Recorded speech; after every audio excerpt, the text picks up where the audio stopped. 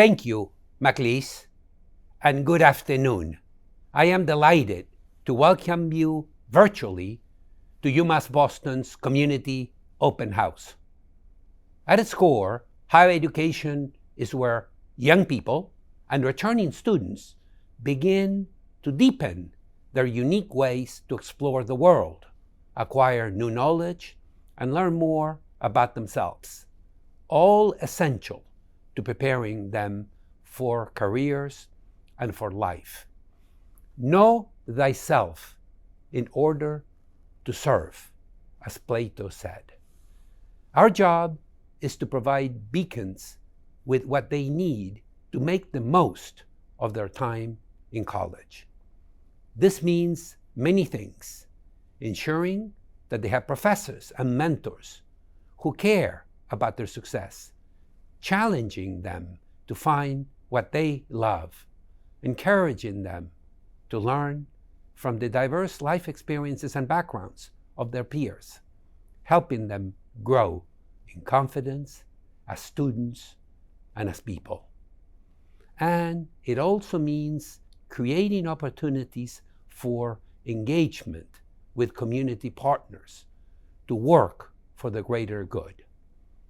100 years of basic research in what we now call cognitive neuroscience articulates a basic truth. Learning is fundamentally a relational endeavor. Academic support from many directions can make a profound difference and propel students to succeed. As I see it, today's open house is a golden opportunity to explore ways that members of the UMass Boston community can learn from and build new collaborations with citizen groups, nonprofit organizations, civic associations, businesses, and government. It is, as well, an opportunity to expand what UMass Boston is capable of accomplishing, in part by connecting our students, our scientists, scholars, and researchers to other roles as supporters, strategists, public educators, and advocates, as innovators, and as project leaders.